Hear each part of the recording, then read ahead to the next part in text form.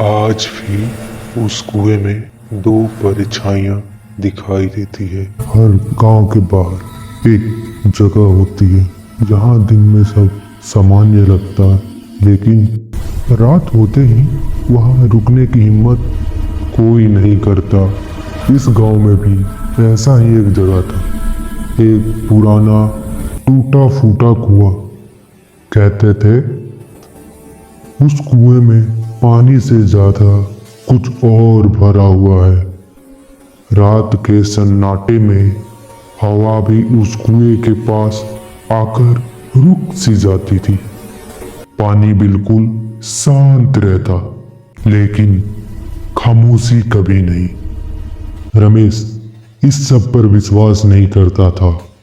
उसके लिए ये सब सिर्फ गांव की कहानियां थी। लेकिन उस रात जब वह अकेले उस रास्ते से गुजर रहा था, उसके कदम अपने आप रुक गए। उसे ऐसा लगा जैसे कोई उसे देख रहा हो। रमेश ने धीरे से कहा, ये अजीब क्या लग रहा है? कुआं दूर से ही डरावना लग रहा था। जितना वो पास जाता, कुआं उतना ही बड़ा महसूस होने लगता। और फिर अचानक सब शांत हो गया। उस रात रमेश को नींद तो आई, लेकिन चैन नहीं। सपने में उसने दो आंखें देखी, खामोश, गहरी और दुख से भरी। वह घबराकर उठ गया। कौन है? कमरे में कोई नहीं था। खिड़की के बाहर भी वही सन्नाटा, लेकिन उसके अंदर कुछ टूट चुका था। कुछ उसे बार बार बुला रहा था। अगली रात रमेश फिर उसी कुएं की तरफ चल पड़ा।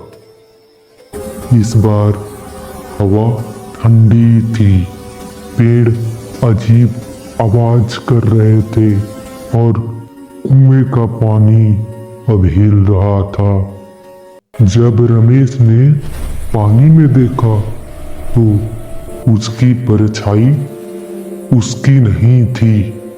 उसने पीछे हटते हुए कहा, नहीं, ये सच नहीं है।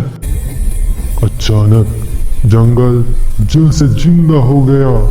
पेड़ पास आने लगे, रास्ता बदल गया। रमेश भागा, लेकिन जंगल में कोई भाग नहीं पाता। उसे किसी की आवाज सुनाई दी, बहुत धीमी, रुको। वह गिर पड़ा। जमीन से जैसे हाथ निकल आए। उसकी चीख थी, लेकिन आवाज नहीं। और तभी समय बदल गया। अब वह अतीत में था। एक भीड़ थी, एक औरत बीच में खड़ी थी। उसकी आंखों में डर नहीं था, सिर्फ सन्नाटा। और लोग उंगलियां उठा रहे थे, आरोप लगा रहे थे, और पुजारी चुप था। उसने मुंह फेर लिया।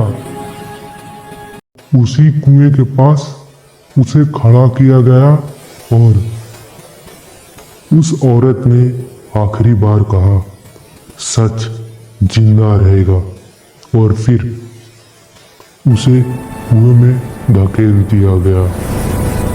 अंधेरा, सब कुछ निगल गया। कोई आवाज नहीं आई, कोई पछतावा नहीं। अचानक रमेश वापस वर्तमान में था। वह कांप रहा था। कुएं के पानी में उसे उसका चेहरा देखा और औरत अब भूत थी, लेकिन वह बदला नहीं चाहती थी। वह सिर्फ चाहती थी कि सच देखा जाए। तभी धुंध में से एक बूढ़ी औरत निकली। उसने कहा, गांव ने पाप किया और पाप की कीमत किसी न किसी को तो चुकानी पड़ती है। सुबह हो गई, सब कुछ शांत था, कुछ आज भी वही है।